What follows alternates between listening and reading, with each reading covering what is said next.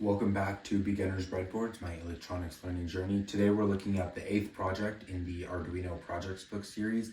They call this the digital hourglass.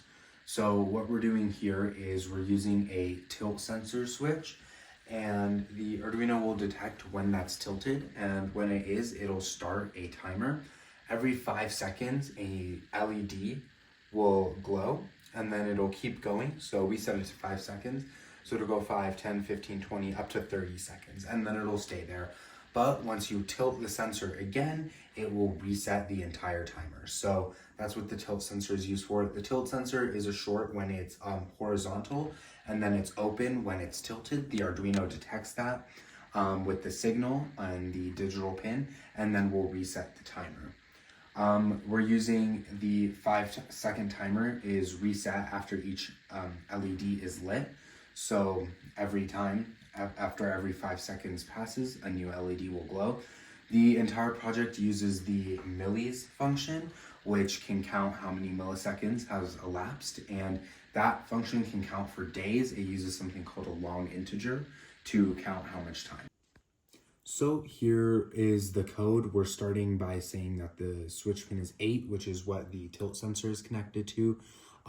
What we're using here that's special is this long integer, which just means that it's a larger bit number. It goes to 64 bits, so it can count the milliseconds into days. Normal integer can't go that long and can't count numbers that big. We also are declaring switch state and something called previousSwitchState. Right here in our interval is just how much time will lapse before another LED glows.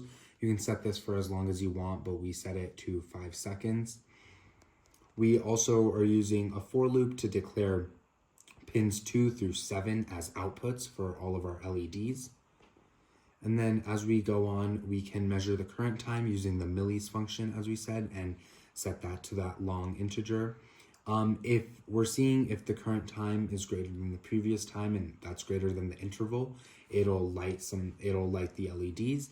And then here, as you can see, as the time elapses, LEDs will continue to light after each interval time is hit. And then it'll just stay there. One thing that we changed from the Arduino code is before the Arduino code would let this kind of keep running, as you can see on the serial monitor.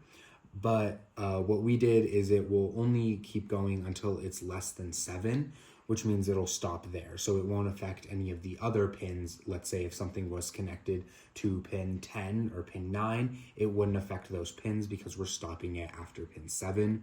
And now it will read the switch pin to see if its state has changed. If its state has changed, it'll set all the LEDs to low and then restart the counter.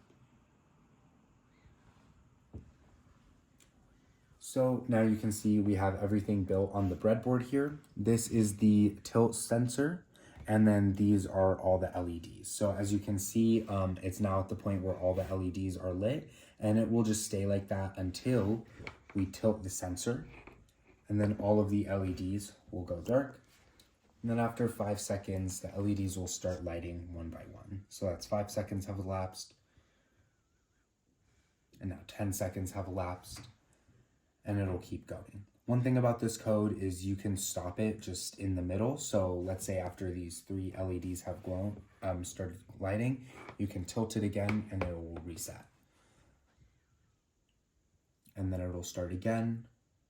So 5 seconds, and then it'll keep going until it hits 30 seconds.